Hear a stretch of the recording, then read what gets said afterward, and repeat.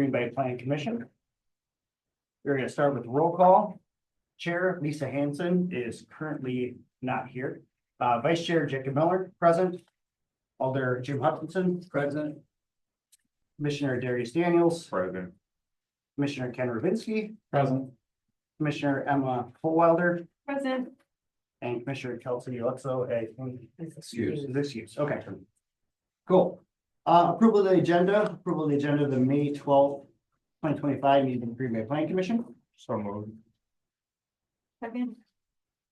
Moved by Commissioner Daniels, seconded by Commissioner Fullwelder. All those in favor, please say aye. Aye. Aye. Next up, approval of the minutes, of the April 28th, 2025 meeting.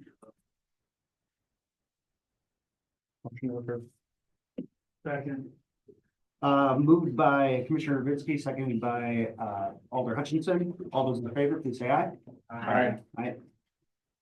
And with that, we are on to regular business. Starting off with a public hearing on a request for a conditional use permit to allow a 3-unit townhome development at the 2800 block of Humboldt Road, submitted by Christopher and Lisa Mao on behalf of Carol B. Dost, property owner.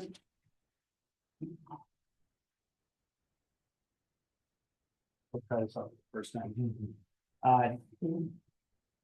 Public hearings tonight have been properly posted and public notification has been published in the Green Bay Press Gazette. Planning Commission is interested in hearing public comments on the subject agenda items. We invite your comments and ask that you state your address, whether you represent a group or association, whether you favor, oppose, or are only providing information on this matter, as well as your comments or concerns. We also ask that you confine your testimony to facts related to the proposal at hand and avoid repetitive testimony. City staff will provide a presentation during the public hearings, and questions raised by the public may be asked but will not be answered by staff until the upcoming actionable item. You must be recognized by the Planning Commission in order to speak, and your comments must be addressed to the chairperson, that's me. Comments will be limited to 3 minutes. For those joining virtually to speak during this public hearing, you may unmute yourself at the bottom of the screen. Use the raise hand function on Zoom. Physically raise your hand if you're using a video feature, or press *6 to unmute yourself if you are calling. Okay. Toss it over to you. Thank you. So this is a request for a conditional use permit to allow a 3-unit townhome development on the 2800 block Humboldt Road. Property currently does not have correct. Our code requires a conditional use permit for a 3-unit in the zoning district. And let me just kind of orient you to the site itself. This is Humboldt Road, that is Highway 43. The elementary school is right to the east. You're about 420 feet east of the highway, about 350 feet west of St. Martin Court. The lot itself is about 110 feet by 135 feet, which is 0.338 acres. Portion of land is designated with environmentally sensitive areas attributed to steep slopes. So if you want to go down to that next one, this is kind of a closer look. I can kind of describe some of the things around. Across the street is a restaurant. I believe it's Lisco Restaurant now. Used to be, most people remember it as Stratosphere. You have some duplex development along Humboldt to the west and then up St. Martin.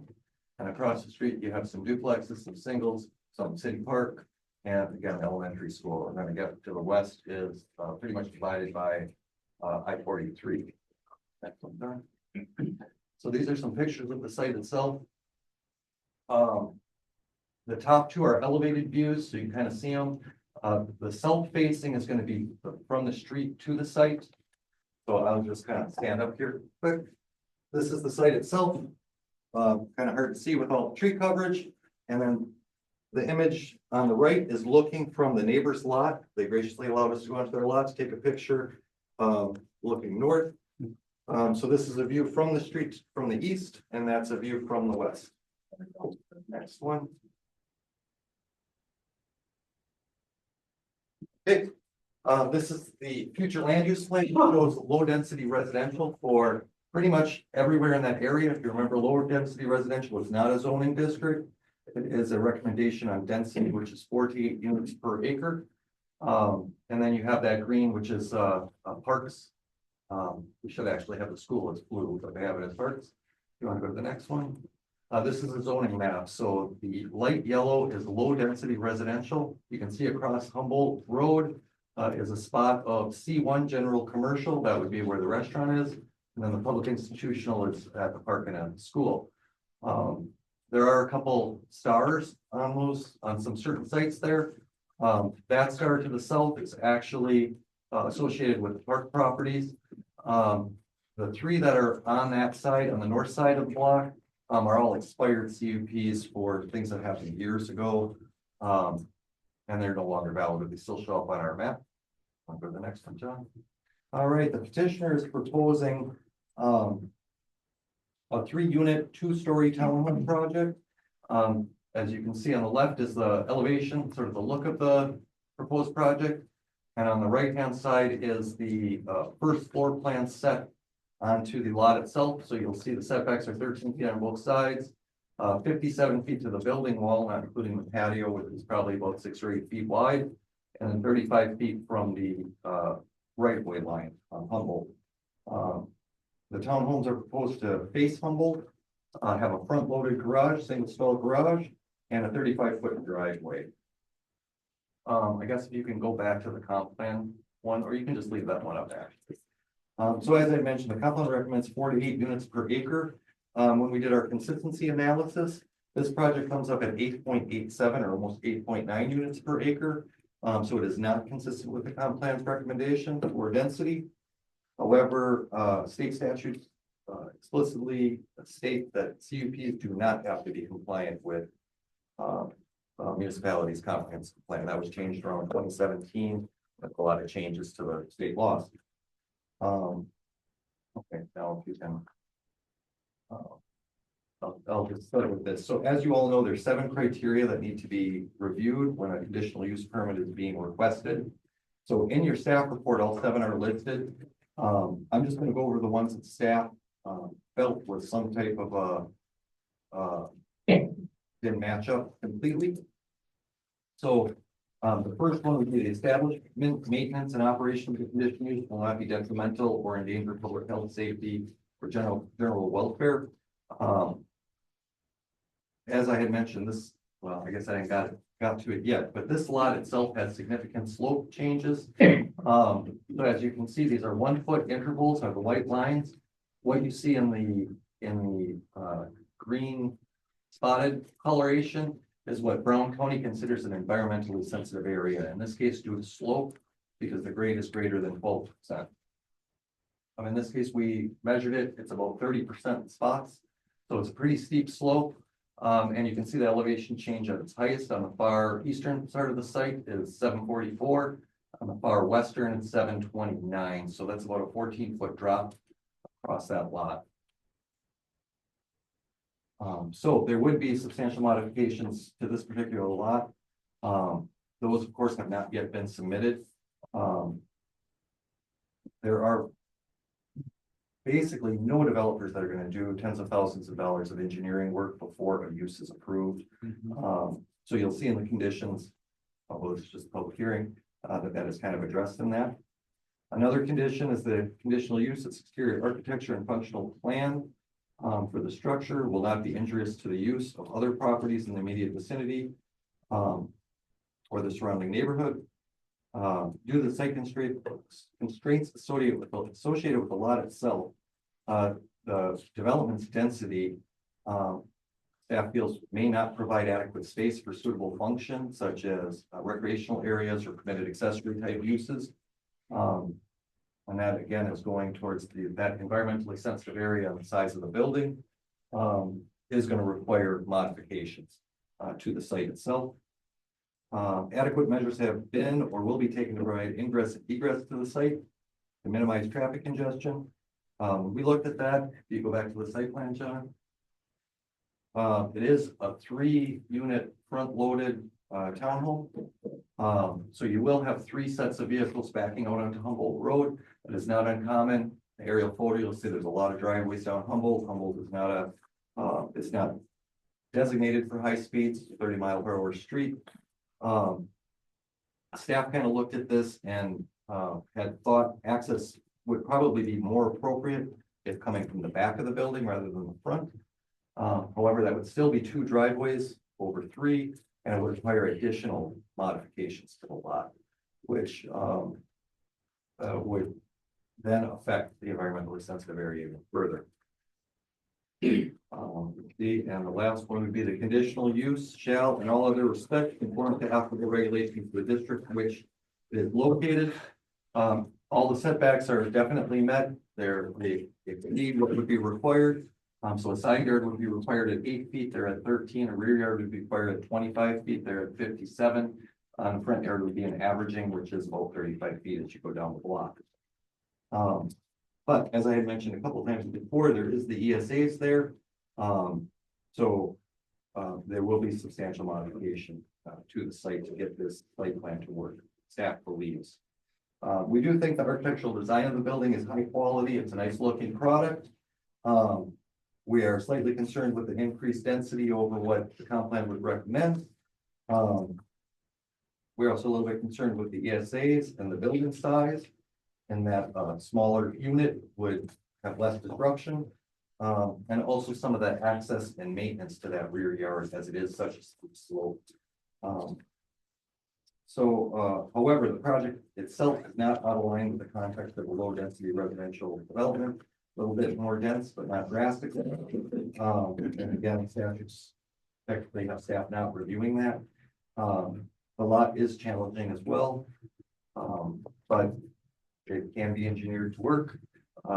Neighboring lots in the same area have quite a few retaining walls and have modified their lots to make those homes work as well. So with that, I guess, Alderperson Stevens, Schmidt Park Neighborhood Association, property owners with 200 feet have been notified of the request. As of drafting the report, we had received 1 objection, and that was included in your digital copy. In front of you are 2 other ones that we received after the packet was published. And those are both objections. But they're there so you can kind of read them. I'm not sure if the same people are here to speak as well, but there you go. Nice to know the public hearing. Yes. Okay. And Chair Lisa Hanson is now present. I apologize for my tardiness and my appearance. I did not realize I had a meeting today and I was gardening in the middle of making dinner for my children, so I do apologize. All right, so now with this public hearing, we're looking to hear from anyone who would like to speak on this item. No. So anyone who would like to speak, just come to the podium, state your name and address for the record, and you'll have 3 minutes to speak on this item. Yeah.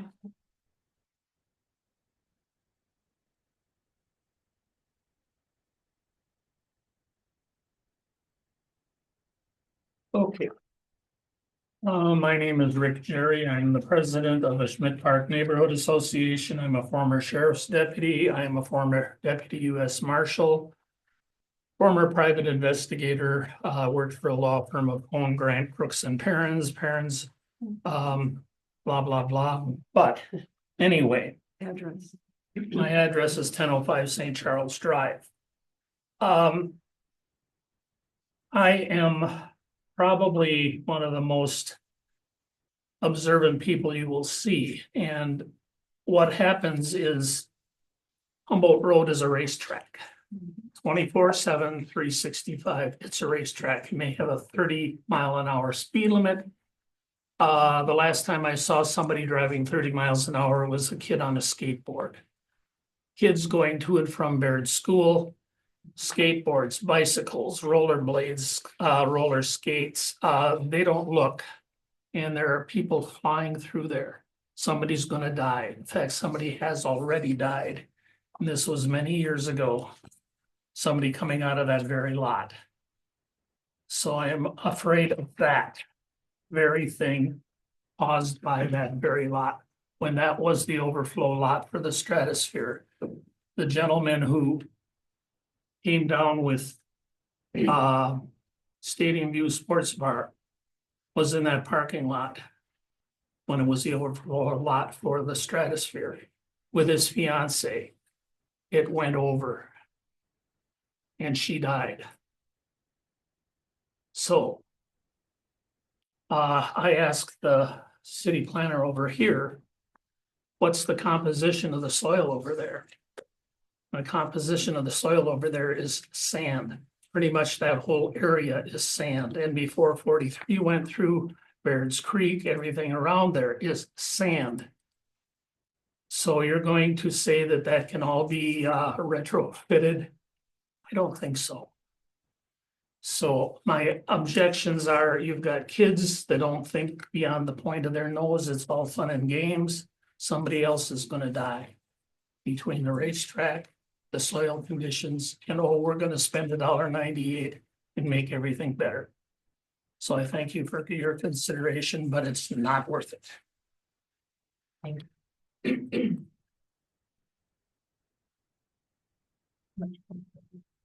Is there anyone else wishing to speak on this item? Yeah, I will. My name is Jim Dost. My address is 2790 West Carrera Court. My mom is listed as somebody on behalf of, she's the one selling the lot. That lot's been our family a long time. We tried to get it zoned for a duplex lot. We were told we couldn't because it was already had met the criteria that too many multifamilies. And I have no problem with being a duplex. That had we known this plan was what they were gonna do, we would have not sold the lot. And we sure wouldn't have sold it for the price that we did, but we were kind of under the impression that it was single family or duplex at best. So we would not have sold it knowing that there would be in the process of selling for this plan. So that's all I have. Thank you. Thank you.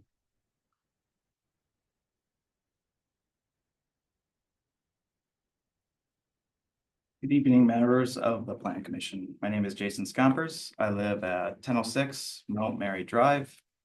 And I'm speaking today in opposition of the conditional use permit for the 3-unit townhome on Howell Road.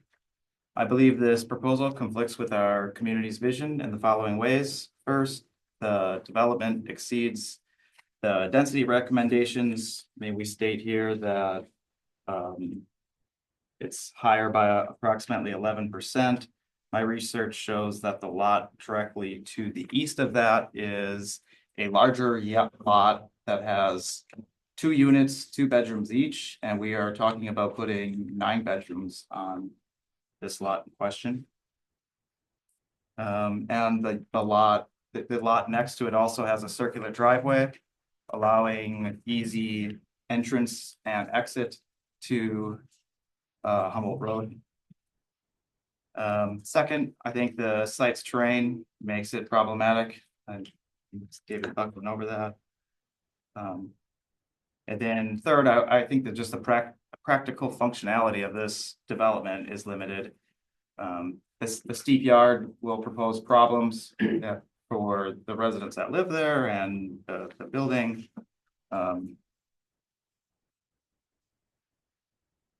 So the property next to it has 2 access points, allowing vehicles to enter and exit without backing up. This development would be uniquely dangerous compared to existing neighborhood traffic patterns. Alternative options exist. A single family home with smaller footprint, preserving the site's natural features, maintain neighborhood character, providing functional living space would be better. I respectfully urge you to deny this conditional use permit. The proposal exceeds the density recommendations. And if I just quickly have a statement on all these 7 items. For the first point, I think that the fact that this property sits between Bayview Estates Apartment and Barrett Elementary is something that should be looked at.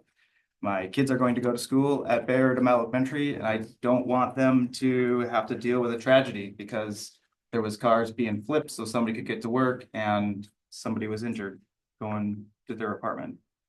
On the second point, I just think that it doesn't fit. It should have, the house next to it has a circular driveway. If you look at the additional homes between this and Barrett Elementary, there's only one that has a shared driveway and they all are at least 2 cars wide, eliminating the opportunity for backing out onto the street during Humboldt, especially during schools. And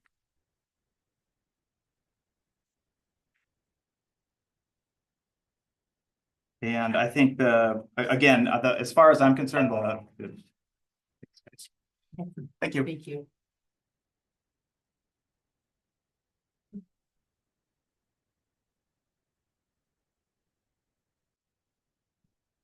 My name is Kathy Jerry. I live at 1005 St. Charles Drive. I am opposed to this property being used as it's proposed right here. It's not conducive to building on this area, which people have already stated because of the deep depression and the removal of major vegetation. And it also is going to affect an area that runs behind it that is a wild area that is good for wild animals. And the city seems to hate that because they always want to eliminate all that, which I think is a mistake. Parking, as has been stated, is an issue. Schmidt Park is basically a single unit development, and that's what we have been since it began back in the late 1950s. This is at the very edge of Schmidt Park. As it is now, we are almost totally surrounded on this end by multi-family apartments and buildings, over 50 of them, which leads to a lot of transients and I think more issues with the area. It's an environmentally sensitive area, so I really am very unhappy with the property being damaged as it will be. It also, I think, will affect the value of the home that's right next door. I think there's a big issue with that. It's also, as stated, it's over the density limit, and we like our neighborhood the way it is, basically single family. So we don't want to start having to deal with things like this, especially if it's over the density requirement. It will affect the ambiance of the house next door as well. I would like to see the property in the gully remain wild as it is. We don't have enough land like that, as I said. And I think there was also an issue with the individual as it faced foreclosure in the past. So I'm not sure that. Never faced foreclosure in the past. Point of order. I have a notice of foreclosure of mortgage. That's all I can tell you. I do not know the details of it. So I think that's an issue we need to consider. If we look at the property that's being developed on the hill, the first person who was developing it bailed out, and now we must have 30 homes up there, 30 apartment buildings up there, very high density. And we just feel surrounded. So I'm very much against this. Thank you.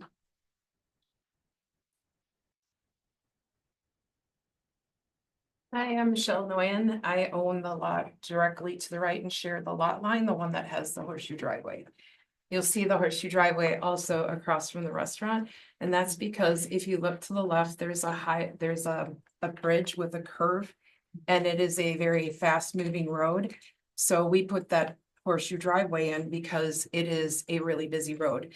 Given how small those three, backing out for the garage. Plus, I noticed the garages are quite long that I think they might even be able to put two. So that'd be 6 cars, 9 bedrooms, 3 patios. And it's a lot in a little area that is, I honestly was looking at it to keep it all just woods because it is a very low area. And I'm wondering what kind of fill will be required to fill it in just to keep it environmental.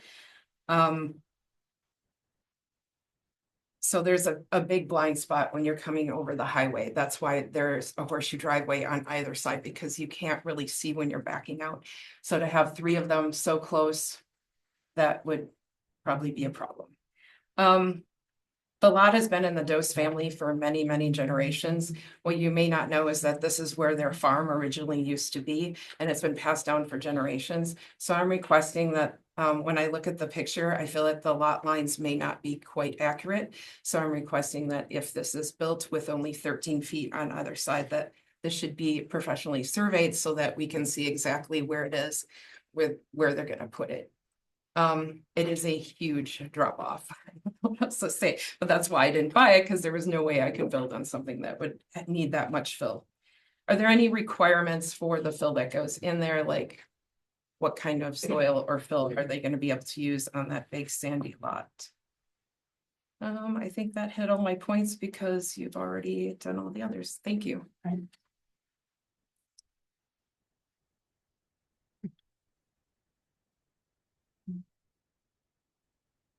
I'm Paul Dennis, and I'm a retired CPA and audited a lot of governments in my lifetime. And so I'm going to try and not repeat anything that's been said before, because I know how long these things can take if you let them go.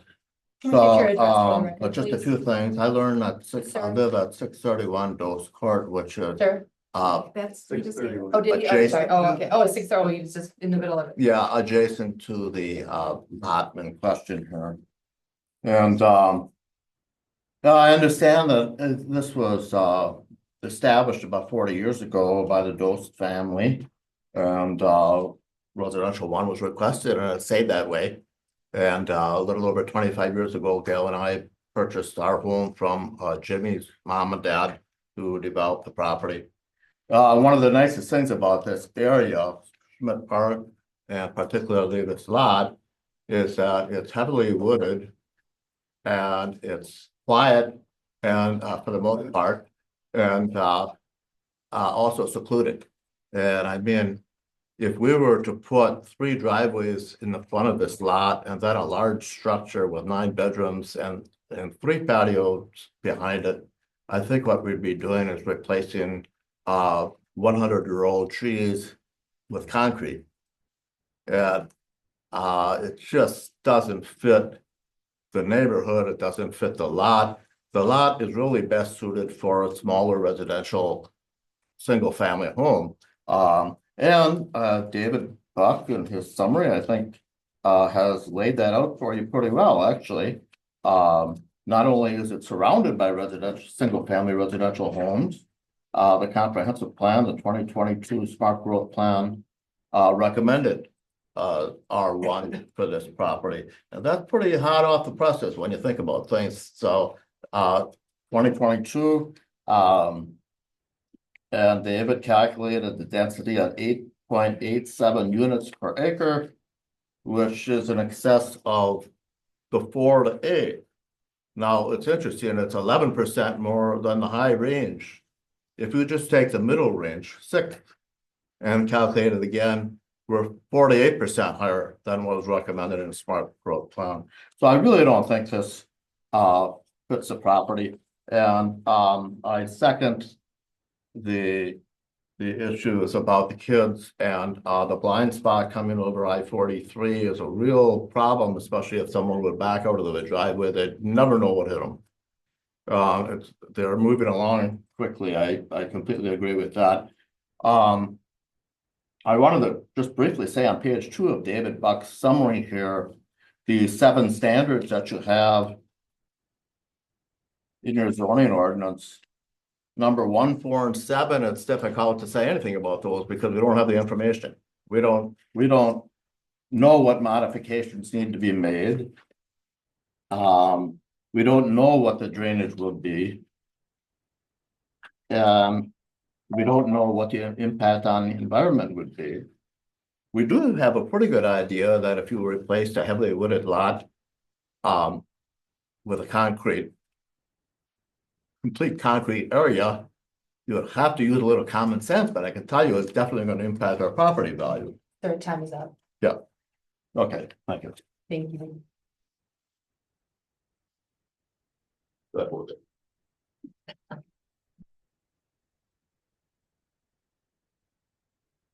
Hello, I'm Gail Dennis, married to Mr. Dennis here.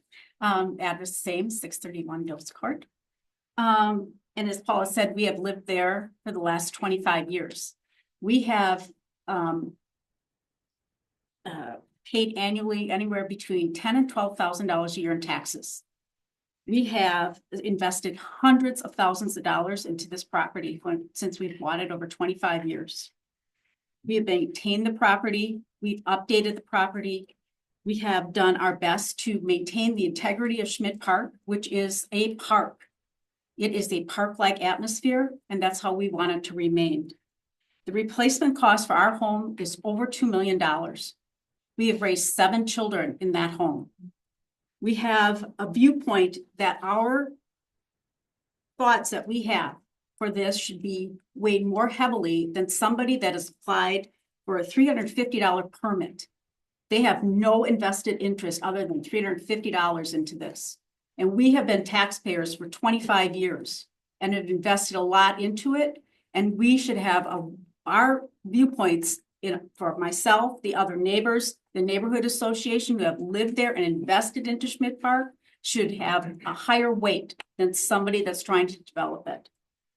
We believe that the substantial topography that David has talked about, that's in the report, the neighbors have talked about, will be severely impacted because we will lose the growth of those 100-plus-year-old trees that have been in that neighborhood. We will have an impact on our property value. It is evident that if you put that home, that development can have 18 adults and 9 cars by your city standards, and it will diminish our property value. No one is going to want to pay millions of dollars for our home to have to look at the back of that. And it will be completely dropped off because of the topography and the slope. We ensure that our entire neighborhood is a walk-friendly neighborhood. And the kids going to school go past that, as we're stated. They're on bikes, they're on skateboards. We have parents walking with strollers and kids. They're going to the park, they're going to the school, they are going to the nearby church. This will be totally impact, let alone a structure that has 30-foot plus height in the roof. There is nothing that height on Humboldt Road except for Baird School. It doesn't fit the topography. It doesn't fit the architecture of Schmidt Park. It doesn't fit the tranquility or the integrity that Schmidt Park currently has. And I think very, very important is when you have the current owner saying, if we knew this was going up, we wouldn't have sold the lot. You need to take that into consideration. Their intent was not to degrade the Schmidt Park area. Their intent was to maintain them.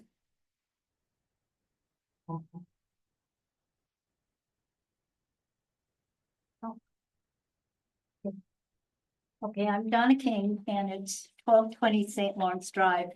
The one thing that I know, and I do sometimes at Baird School, there is a tremendous amount of traffic in before school and after school.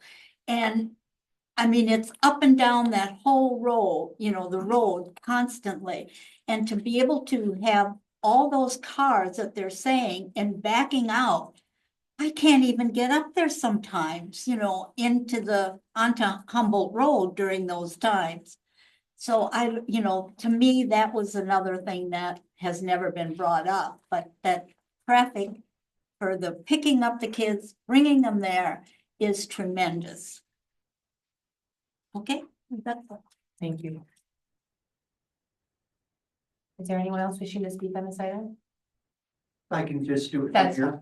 My name is Hans Christensen. I live at 2855 Mount Carroll Drive.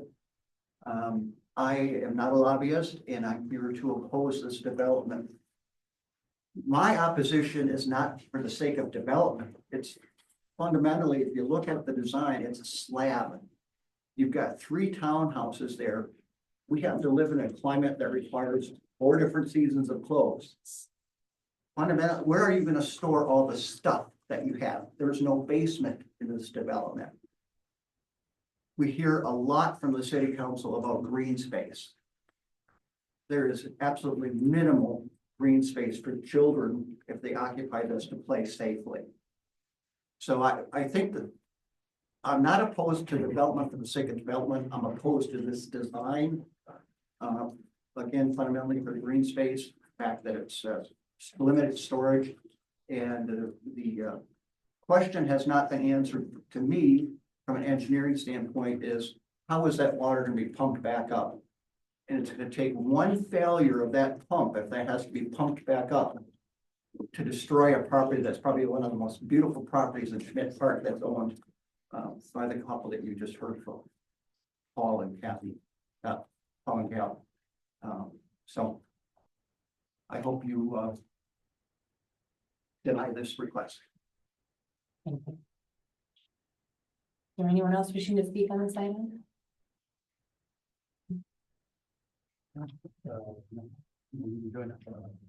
I just wanna, sorry, Alyssa Campbell, ISG would be acting architect if the project went through.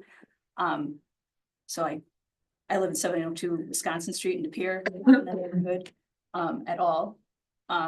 We've heard your concerns, and I think that they're well aware and respect what you're bringing to the table. I just want to address the previous comment that was just made. The design would be for a walkout basement. There would be ample storage. And our firm would take into account the topography of the site, and we would address it as carefully as possible to maintain as much of the natural habitat that's already there. Thanks. Is there anyone else wishing to speak on this item? Is there anyone else wishing to speak on this item? Is there anyone else wishing to speak on this item? Let the, I think you might want to look at this. sir, actually, well, I could take it, but. Okay. Yeah. I do. That's it, I said it 3 times. Yeah. Okay. Let the record reflect that no one came forward and this public hearing is now closed. Moving on to the corresponding actionable item, item number 2. Consideration with possible action on a request for a conditional use permit to allow a 3-unit townhome development at the 2800 block of Humboldt Road, submitted by Christopher and Lisa Mao on behalf of Carol V. Dost, property owner. Thank you, Madam Chair. So again, as you had wrote the public hearing presentation, I won't go through all of it again. But the kind of major concerns for city staff were slight concern with density. The whole statute doesn't necessarily have us take care of that, but also the environmentally sensitive areas. And I kind of, if you could go to the next couple slides, John. So, oh, there you go. So that was, so you can picture the slopes here, as I had mentioned. The neighbors gracious enough to let me go onto the property, take some photos. So if you want to go to the next one. So these are photos taken today. Looking at the lot from Humboldt Road from across the street, and then the ones at the bottom are looking from actually from the north, coming up the slope area.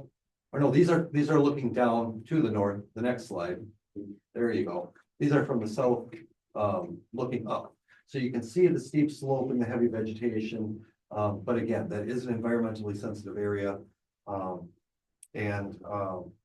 what staff would be doing is making conditions of approval that would address those. So you go to the next one, John. We are recommending approval of the request for the CUP for the 3-unit townhome with 2 conditions that. You're not on.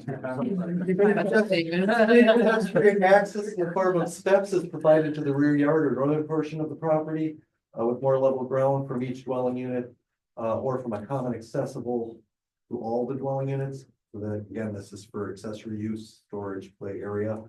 And then 2, that a grading plan prepared by a licensed civil engineer be provided that certifies impacts to the environmentally sensitive areas of the lot will not result in soil erosion, flooding, severe scarring, reduction of water quality, or inadequate drainage. And then double B, I guess, and the second one, cause erosion or slope instability to neighboring property or cause structural damage to neighboring structures. I think the important thing there is a licensed civil engineer, have stamped plans. As I mentioned before, other properties in the area have done similar things. But with that, we would be recommending to go with those. Thank you, David. So with a licensed civil engineer, I mean, that, I assume it goes without saying that a professional survey will be done as well. For sure. With this being, sorry, just because you're talking about the terrain itself. So it's currently R1, a single family home were to be put here. We would not be able to condition such a thing because it would not be required. Now it would be required, of course, to get a level. Spot cleared on, sorry, the lack of civil engineering terms. Right. They need to do some work on there to put a house on it regardless. In this case, we're able to actually condition that a certified civil engineer has to be involved in this project to ensure everything that you listed right there. In its current state, if somebody came in with a single family home, they would not need, we don't have this requirement. It's unlikely that they would need a licensed civil engineer to do the work. However, as you saw in the staff report, you know, a smaller building is gonna have more buildable area and have less.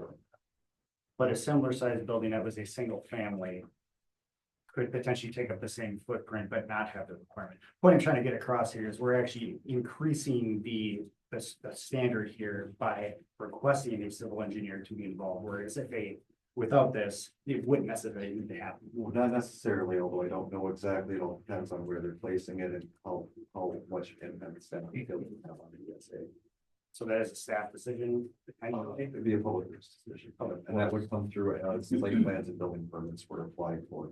So they would look at that, and if what's applied wasn't enough, they would require more information. At some point, it could come up to a civil engineer to stamp plans, but I don't. Yeah, to follow up on that, one of my questions was around the CUP. If this was a duplex that fit some of the other duplexes in the neighborhood, would they have to, would it require a CUP or would it not? The duplex would require conditional use. It would still, okay. And do we know, the civil engineer would then tell us about the infill, what's gonna be used, or what needs to be used? Yep, that would all be part of their engineering plan, what kind of filter bringing in, structural or not. And I think that is the point I mentioned it before. We get a lot of people that say, I want to see all the engineering plan before a project is coming before the planning commission. In this case, on a small lot, not super small, but 40,000 square feet, could be tens of thousands of dollars to get engineering to do those plans, potentially not knowing that the use would even. It'd be quite a outlay of money. It's rare that we would make anybody do that much engineering work without even having to use. In this case, if it didn't work after they get the use, assuming it was to be approved, they would still have to do the engineering work, but they would have some assurances to go forward.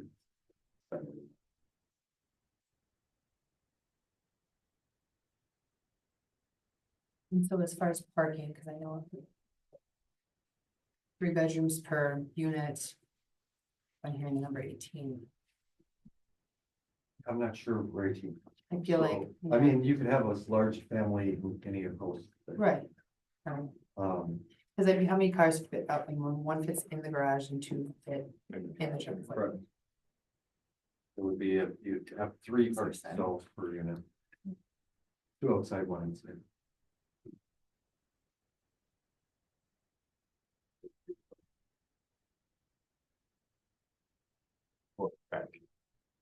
Or back end, sure. Or back in and exit forward. Yes, sure. Right. Either. And we do see that with the other duplexes in the neighborhood as well that are, correct, that they are backing in and out. Majority of them. Yeah. Yeah, I'm a little bit concerned about the fact there's on each side of this property, there's horseshoe driveway. And then we're gonna put in 3 straight driveways right in between. It just gives me pause. And the fact that number 1 is the establishment, maintenance, or operation of a conditional use permit will not be detrimental to or endanger public health and safety or ignore general welfare.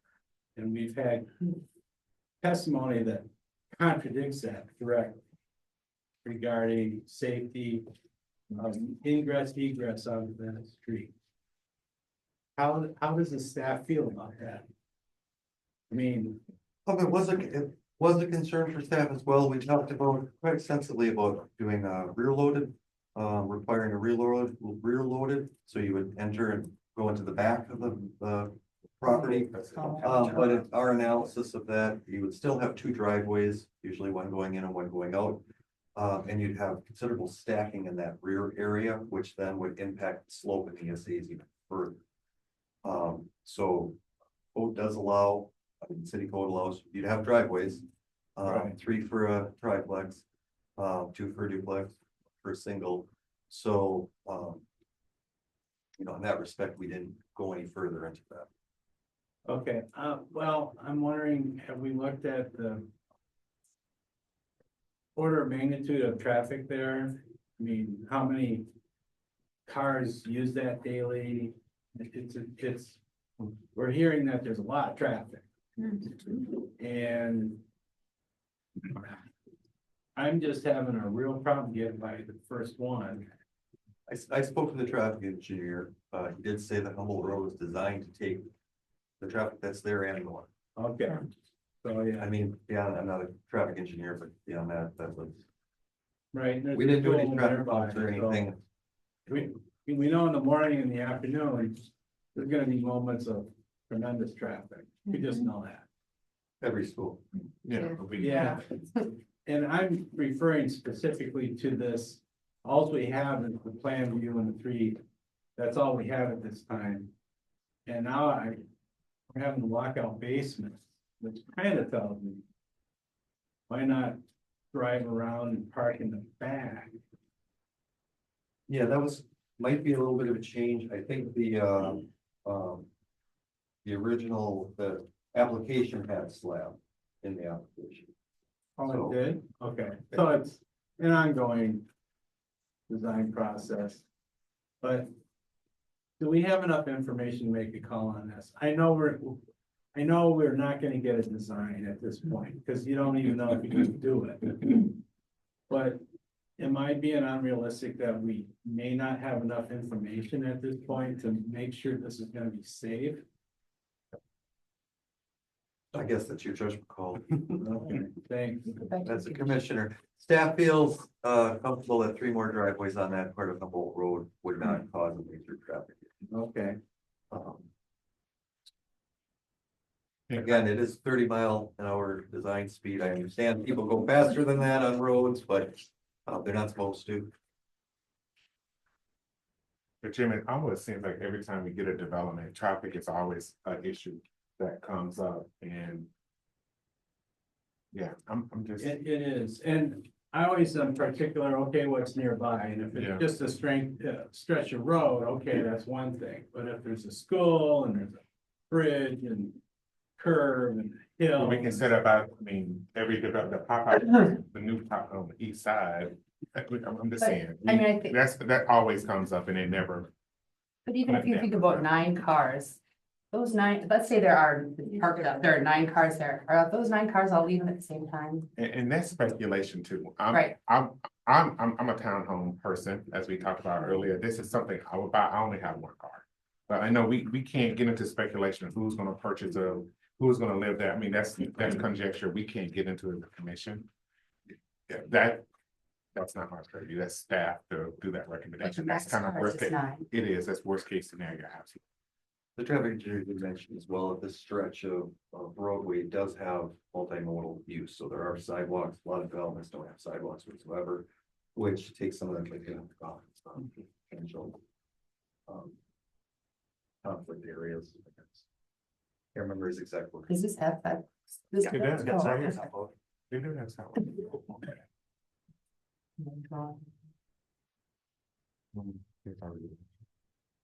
Alder Hutchinson, to answer your question on traffic counts, between 7,700 to 35, it gets less as you go up Humboldt, obviously.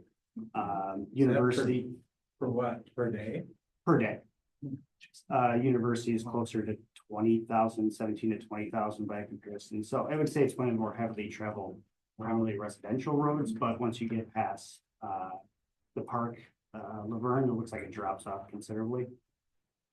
But 2 things can be true. The traffic counts are not substantially high, but there obviously seems to be an issue with speeding or probably other traffic issues, which.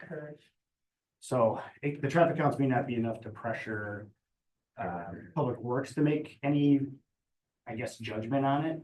But I used to live nearby there. People absolutely speed down there, and there should be traffic calming measures taken into account. That's something for Public Works, and I don't think is necessarily pertinent for the discussion today of the traffic calming measures, but should be noted in that regard. Thank you, Commissioner. And I'm assuming that all the construction has to be contained onto the property. You can't have slopes going off onto adjacent property, fill or cut. There's obviously gonna have to be some type of retaining structure of some type. There's just no way of building this. I mean, you could, if you have walkout basements, that makes it a little bit easier. Whereas you're gonna take out a lot of difference there, but yeah. And it's all vegetated now and it won't be that much vegetated after it's done. I mean, they're just, the notion there's not a lot of green space here after construction is accurate. I mean, the structure itself looks, you know, for townhouses looks good, you know, but is this the right place? I mean, it's been asked, is this the right place for this? And I don't know, I'm struggling with this regarding the safety portion of it. To counter the fill part of it though, like, again, a single family house would need this similar steps taken. I mean, the type of building, it's the footprint of the building is gonna determine how much fill is. It doesn't matter if there's 3 units or 1 unit. Right. And a single family house could take out all those trees too. Exactly. I mean, it's Which is what can go in there right now without any. without condition. coming Yeah, to I court, mean, so. isn't that the unfortunate reality of when somebody new buys a lot, they get to do whatever they want with it with their existing house? And the people that own it now could just clear cut it tomorrow and that's, nobody has any say over that. It is a great point, and we heard a lot of comments about property value and what it would do to that. Again, Act 67, talk to your state representative about that. We cannot consider property values adjacent or otherwise. So that's dictated by the state. So if you really like the way it looks right now, you should have bought it and kept it that way. But To answer your question about the roadway, Humboldt is classified as a minor arterial and designed to take 6,000 to 20,000 vehicles. So it's at the lower end of what it's the design capacity. And it's got 77, so we said. The last traffic one, I don't know what year that was. I think it's 2022. But that's definitely a little, because you said 6 to 20. 2022. This one back.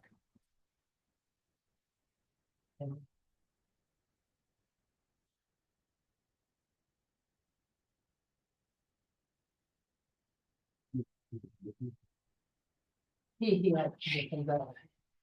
I mean, it's, this licensed civil engineer, the erosion, but. The instability of neighboring property, that always. I mean, this will have to go through site plan review. With a license civil engineer. And a survey and the traffic is within. The counts that are available for that roadway. And Act 67 really, I mean, it. Well, yeah, Act 67 is. Does kind of change the way you do conditional use permits, Right. which is why you had a positive recommendation from staff as well. John did bring up a good point that if traffic is a huge issue, you could think maybe a circular drive for this one. I don't know if it would fit. In a 35-foot setback. You still would have 2 driveways, but potentially come in and ingress and egress and forward motion at that point. It would take away the 2 spaces per unit potentially, which they are required in by code. Yeah, I'll note this. 2 exterior spaces. No, 1 in the garage and Right, one okay, outside, right. but with a circular drive and Oh, an they arc have that you would exterior. need, I don't know. You have to figure out something. I don't know if they would be able to still, so at that point would require the host to back or the building to get pushed That back. might not be available with the lot, with the way it's sloped. Well, it might require additional engineering. Right. And you're also likely taking away units. So if you look at the math of this, probably the only reason it makes sense financially is they're getting 3 units. They can sell 3 of them for a higher price. Probably the math probably doesn't work very well for a single. That's probably why they're looking at 3. You do it 1 in, 1 out, that's probably a single family. I'll note for a circular drive, the setback for the front of the drive, where you're parallel to the road, has to be 15 feet off the front yard setback.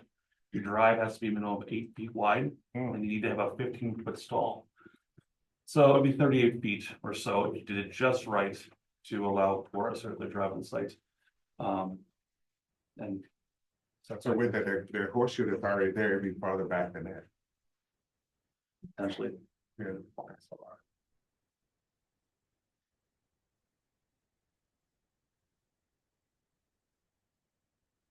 I would suggest on the one that's to the east, no, this one seems to be set back further than 15 feet based off of the cars that are already parked in the area. It's possible that this one here is similar to what it would have to be. Setback, the one to the east setback 45. One to the west setback, even though that's not technically a functional driveway, I think it's just used as a turnaround right now. for buses. That one is set back 39, so it'd be more similar to the one to the west.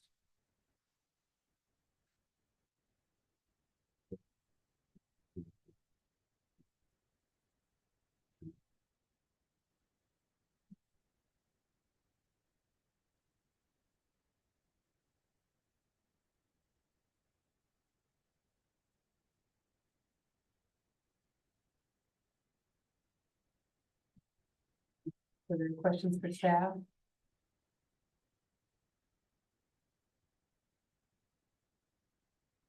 Legal is not much.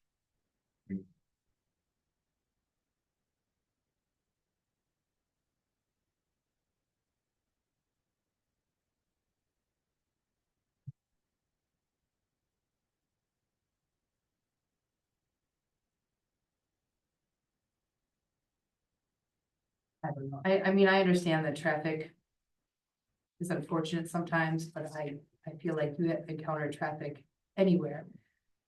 I mean, back down my driveway, my neighbor parks halfway down the driveway, so I gotta make sure I don't hit their car. There's a bush in this way. I gotta make sure there's not kids walking to west in my sidewalk. I mean, I think it's just, I mean, I think as far as that goes, people who are living here getting in and out, it's a matter of being a reasonable driver. I absolutely hear the need for traffic calming on this road. It's just not a massive change in the total number of cars per day to have potentially 9 more. Right, potentially. Yeah. And I mean, traffic calming is absolutely real and valid and nobody like, Right. we're not minimizing the fact that people are going too fast on this road. But it's kind of outside of our purview Yeah, in I this was just about to say situation. the Right. same thing. That's not something we normally consider. And some of the people that are market for townhomes will be someone like myself. I have one car. And I would buy this. And I would probably have issues coming in and out, but it's not, worst case scenario, it's the 18 cars or whatever. Best case scenario is 3. No. 9, I'm sorry. Where'd I get 18 from? Somehow I pulled 18 out. I don't know where I pulled that 18 out. Yeah. It was in one of the emails. Oh, was it? Right, Okay. Oh, I okay. fixated on it apparently. Yeah.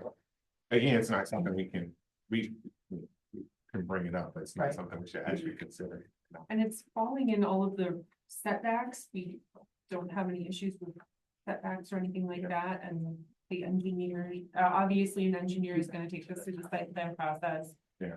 Which, having worked at an engineering firm for many years, I know can be rigorous, especially with environmentally sensitive areas, and the city of Green Bay is not a place where we just rubber stamp. And if it doesn't work financially, when they get into plans, if it is approved, they're not gonna do it.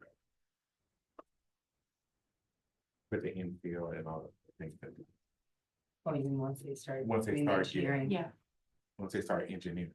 yeah, once the engineers determine soil types and what it's gonna take and how much earth moving is gonna have to happen and all Yeah. of that, if they're finding that the construction costs are too high. I mean, I would think that you get to this point, you have a pretty good idea that you'd be able to build on it, but maybe not. Things change all the time.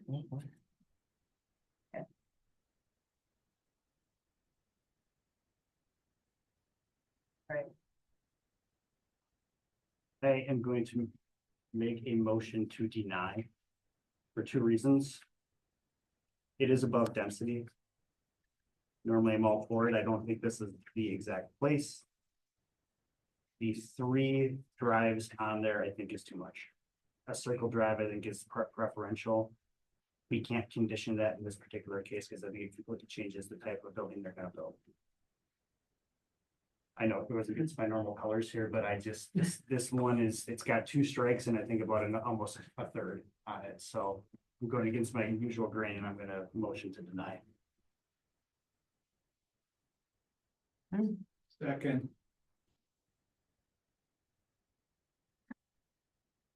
All right, we've got a motion by Vice Chair Miller and a second by Alder Hutchinson. I'll take conversation. If we Yeah, want. okay, well, okay. If you want. So wait, what are you? I don't love the 3 driveways either. But they're just single, I mean, they're single. Why? It was 1 single driveway, double wide, that gives you maneuverability. This is 3 single. So you're having to ultimately either back out or back in. Neither is preferred on that. It's call a spade, that is a dangerous road, especially at that corner at this time. If there was traffic calming measures put in place to help reduce speed through that corner, I'd be much more comfortable, but right now I think it's actually an unsafe condition. Personally, it's only because I drove that when I was on the EWGB. I'm sure it's gotten worse from 12 years ago, but it's a dangerous road in that corner. People go way too fast all times a day. And this is exacerbating that particular problem. And I don't feel good. Simple as that. Commissioner Miller, I guess what I'm getting at is really what you're talking about is condition 5, right? Which reads adequate measures have been or will be taken to provide ingress and egress and so designed as to minimize traffic. I think it's creating a potential hazard in that regard. The ideal would be what you recommended, the rear loaded garage or a circle driveway. I think any single, it could be one house with a single lane drive. I think I'd have the same. Yeah, when I contended it's 5 and 1. One's more general, 10,000 feet, but 5 was explicitly talking about what we're talking about.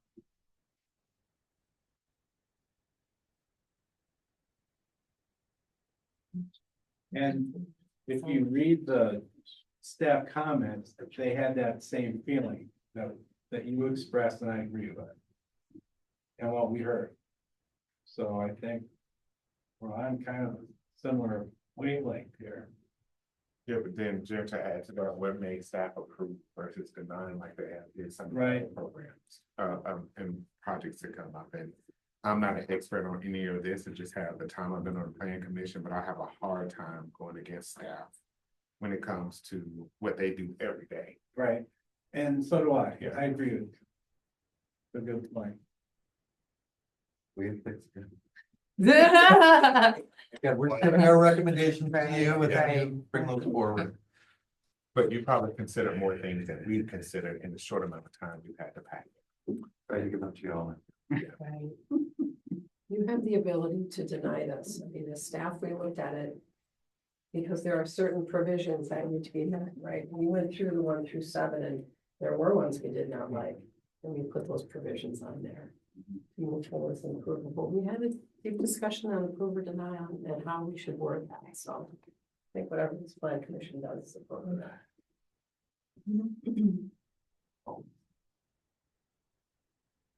And Cheryl, if you told me that next year they're gonna put in traffic calming measures there, or bump outs, something like that, or I would have probably a different opinion. But right now, I think it's just a little too unsafe. Right, and we certainly can't make that guarantee. Right? Exactly.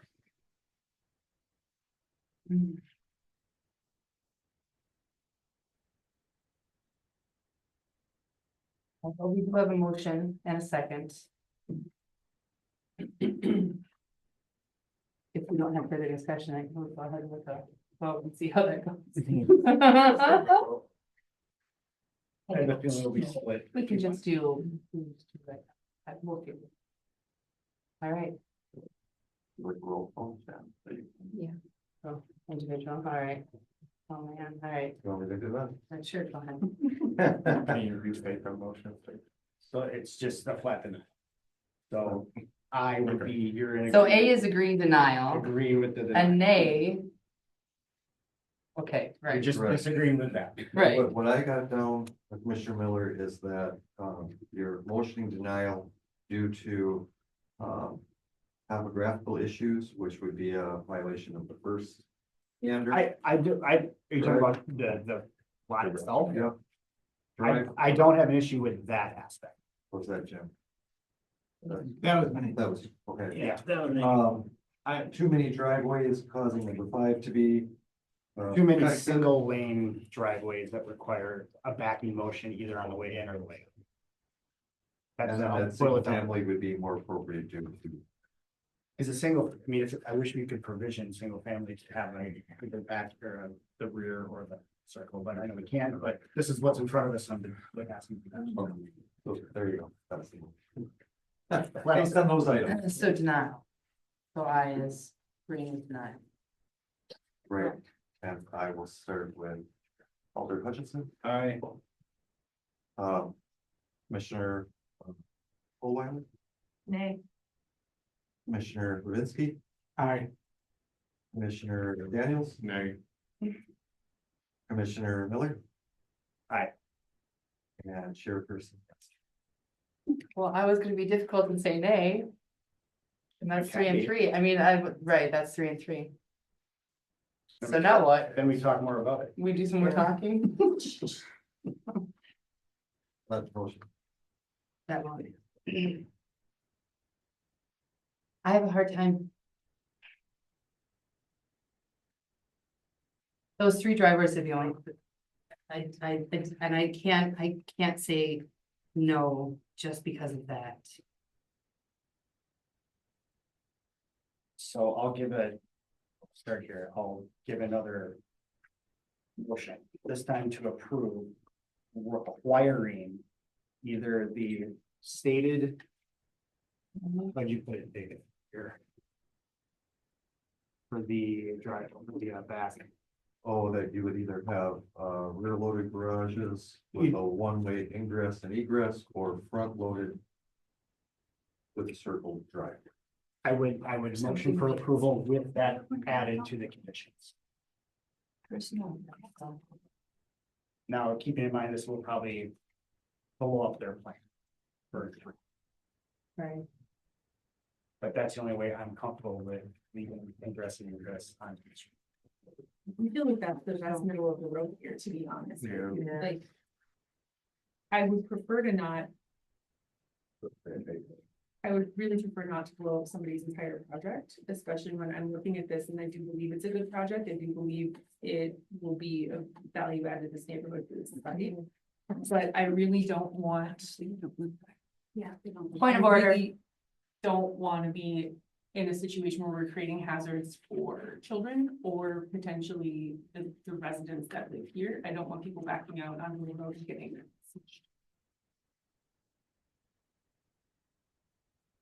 That was your new motion. We have a motion, I have to swing with the other 2 conditions as well. Yes, with the existing conditions and adding a third of how you Oh. eloquently put it, sorry. Right, include rear loaded garages or circular drive in the front to provide ingress and egress and forward motion. Yes. I'll second that.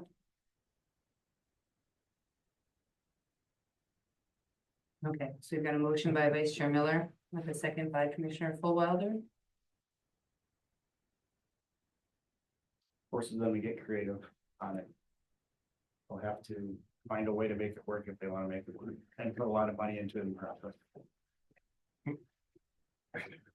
And even with Act 67, that is a very suitable condition. Yeah, yeah, I feel good about that. And one of the things, I never want to be a roadblock or like to be a roadblock when it comes to development. I think this is a middle ground.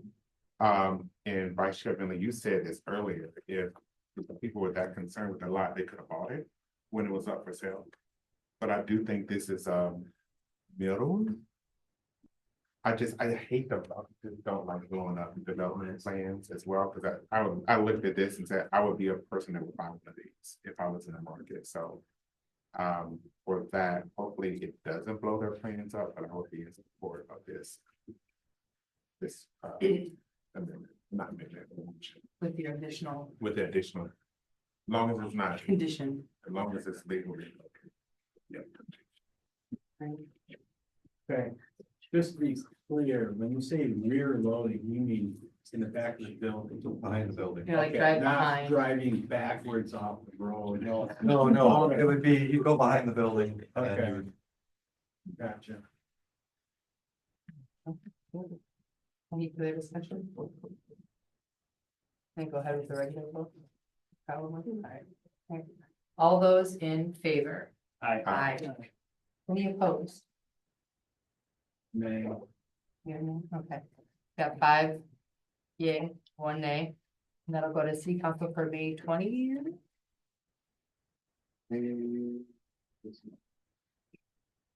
Yes, Yes, maybe. May 20th. Okay.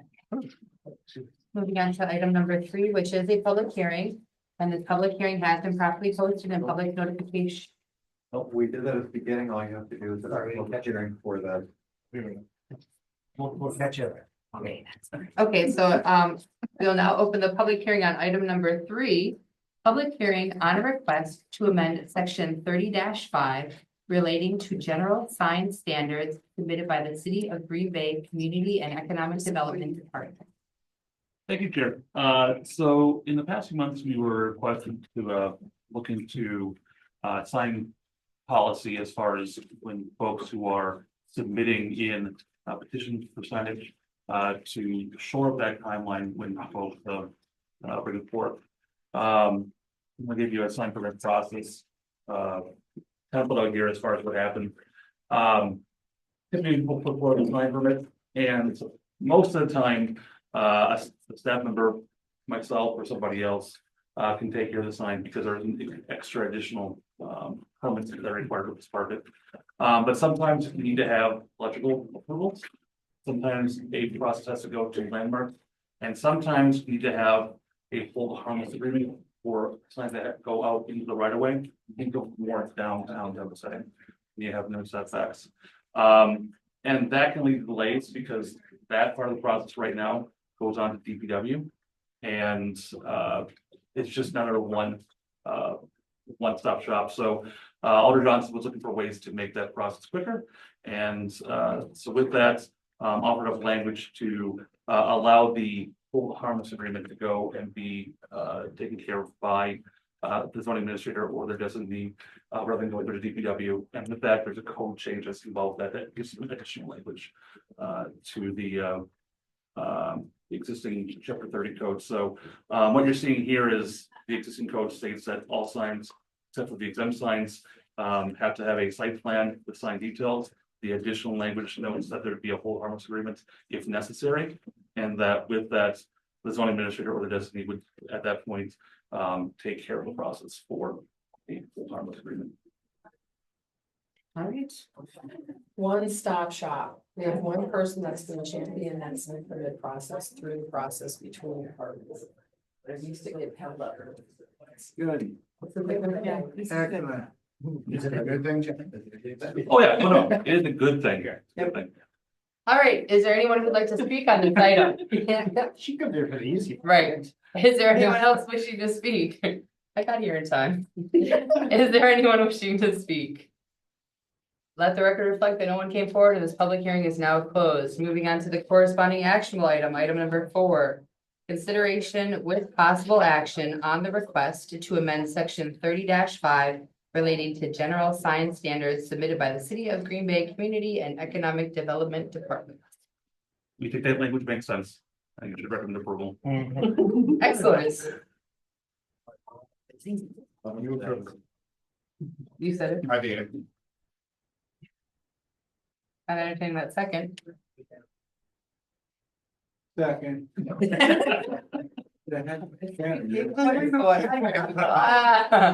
Right, so we got a motion by Commissioner Biskey, second by Alder Hutchinson. I've hung there before. All those in favor? Aye. Any opposed? All right, moving forward to City Council for May 20th.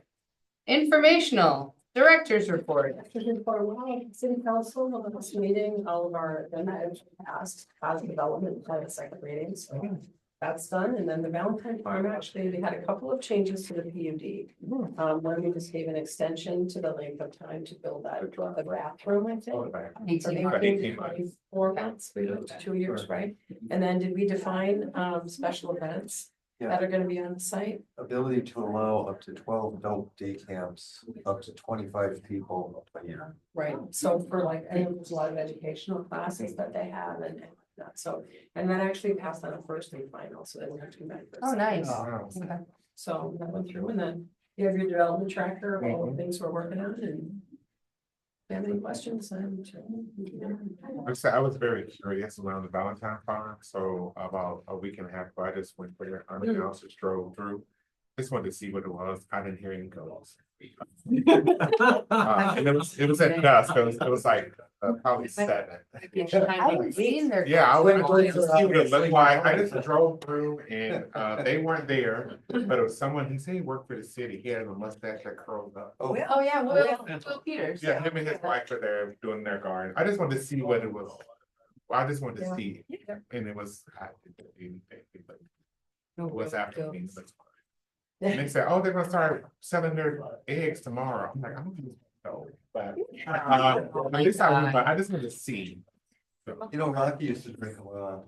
Well, Just Yeah. working out. yeah. Am I aging myself with a Rocky reference? I got it. Yeah, I got it. but Thank you. I'll pass on that. That's a hard note. As we say at work, that's a hard note. No. So the Badger sheet metal, are they tearing down that little building? They are, That little one? they are, for the, The barber shop Barber out, shop, I saw them yeah. about a few weeks ago, Yep. so I don't know. part of the development, we're working on that. What are you doing with that? Can I have the stone with the waves? Can you break that out of the stone, write that Work down at for the me? demo contract. Okay, all right, sounds good. However, I believe that development will have some commercial space. Yes, it will. And we're Yeah. hoping that maybe they could be. I don't know. Yeah, I mean, they're gone now. They dispersed. Oh, did Yeah, I think. Well, yeah, I mean, they had to close, get out of there. There's not a barber shop. I think they relocated to Main Street. I just know one of the barbers went to a different shop Yeah. altogether. It was pretty popular. I did see a new barber open on Main It's Street though. always busy. Yeah. Okay. All right then. And can I coattail on Cheryl's director's report? Mm-hmm. Should have got an email today from, I think Aaron or Stephanie about a special plan commission meeting. It's, So our Saw comp that plan was draft is right. complete. It's being routed to our advisory group right now. We'll be meeting with them, I believe, on the 19th. We'll be meeting with the department heads that week as well, or the directors and the department heads. To get all the final changes before it goes forward to the plan commission. Fortunately, for the plan commission, that's gonna be a large item to talk about. And so we're hoping, I think July 1st would be the special meeting. June. July 1st. July 1st. Tuesday, July 1st. So, We there might you wanna go. look at that though, depending on our vacation. I found this email while I was frantically trying to find your phone numbers to call, like, ah. I said, okay. It's difficult, but with the timeline that we're running with that comp plan, it becomes no good time. July 1st, we figure is before the holiday. We can dedicate the whole meeting to that. The consultants are available. Is that a here. Tuesday? Um, You're gonna have to remind me. I'll remind them. And apparently the reminder is only good for 9 minutes before the meeting, so forget that. Are we gonna get it? I mean, the Friday before or something? You'll get it. Get it? You'll get it. You'll get it as soon as we can get it out to you. And it's got a quick read, right? It's like, It's about 100 pages. I know, But it's only 100 pages. it's only 100 pages, but it is actually a quick read. It is a quick read. Oh, It's got a lot of images here. Oh, a lot of images, good, I was gonna say, like a quick read, like a quick push you to sleep or what? Can you, John, can you hop on I'm gonna the, read this to my granddaughter. Oh my god. yeah, you got to go all the way Is back it to gonna be the the first? actions. Yeah, she loves pictures. Planning projects, planning commission actions. Okay, well, then I'm not gonna worry about All the way it. down to planning project. Yeah. I know, right? It's like, Comp plan, Yeah. draft plan. These are, we don't, yeah, and then, grab that one. This one is, this one's a little bit dated, but I didn't save the other ones. Just open up that one. Just to give you a flavor of what it looks like. Again, the goal was not to have a standard tons of text. It was to make it much simpler, much shorter framed. 5-year plan that we update every 5 years rather than 20-year plan that we update every year, but not that extensively. So this is the kind of thing you're gonna see as you go through. So it is 100 pages, but it is a much quicker read. That's a good page to read. Right, and it's also two 11 by 17 pages that are side by side. It's mainly for online viewing. We're not designing this for printing. I can't remember the last time we printed a comp plan for anybody. Everybody does it online. Authenticity. That one, yeah. So, I wanted to I mean, say this is kind of authenticity. how it's laid Authenticity. out. So again, not massive read, 2 or 3 sittings. And then, yeah. So So for the meeting on July first, what is, that'll be a public hearing and an action. Recommendation to approve or a recommendation to modify or a recommendation to deny or send it back to staff. so the advisory group has it in their hands already. When would plan commission? The advisory group will have a meeting on the 19th of May, so coming up. And then comments coming from that and the department heads and some of the other people that are reviewing it. We'll go back to the consultants, they'll redraft it. When we get that clean draft in, then it goes off to council and plan commission. And with hopefully suitable time to be able to review it before that public hearing. Okay. But it all depends on how much changes have to be made. So it's a Right. living document right now, so it's, can't give you exact, it's not fully drafted. Okay, we're just being honest. Yep. So. But we don't want to drag it out any longer. Summer's a good time to get it going. Right. After this is done, you'll see zoning code changes start flooding through. Because the Enjoy. zoning code matches Oh, the right. comp plan. Once this is approved. Once it's approved. Okay. Right, and we don't know how long it will go through council, so we also thought better in the fall than in the winter. And we also, of course, have to have an open house. We'd be doing that at the end of June, so a large open house. Don't have a venue yet. But, so if you guys know a great hall downtown somewhere, especially if they like, goes into hell. I like the Meyer backstage or anything like that. I guess parking is such a hard situation. We did the visioning session at Titletown, which was really well attended. Oh, that would be. The problem was that the sun coming up on the west will block out the screen, you won't be able to see it, and it gets loud in there. 'Cause you Yeah, also it does have get loud. patients. It's so, yeah. Right, we've been looking at maybe the library What or about Gather? museum, but those are pretty institutional. Gather would be a great What about the spot. basement of the downtown library? Man, that's not. Kind of institutional and not really pleasant.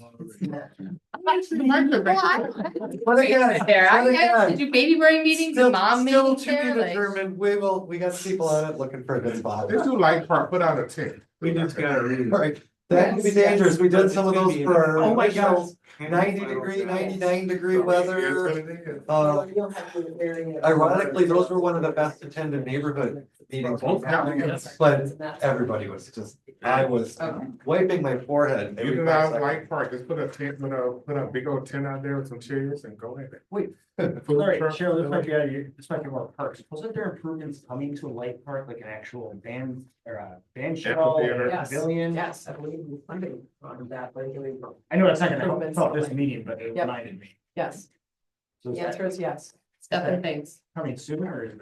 I don't know the timeline, but I know that there's like a park shelter-ish kind of area that they're The working amphitheater in would be public great. bathrooms and. Bathrooms. And yeah, and that's. Yep. All right, date of the next meeting, June 2nd, 2025. You read that. I mean, it's. Good. 4 weeks. No. Motion to adjourn? Motion, Commissioner Daniel, second by Vice Chair Miller, all those in favor? Aye. So it's Newland.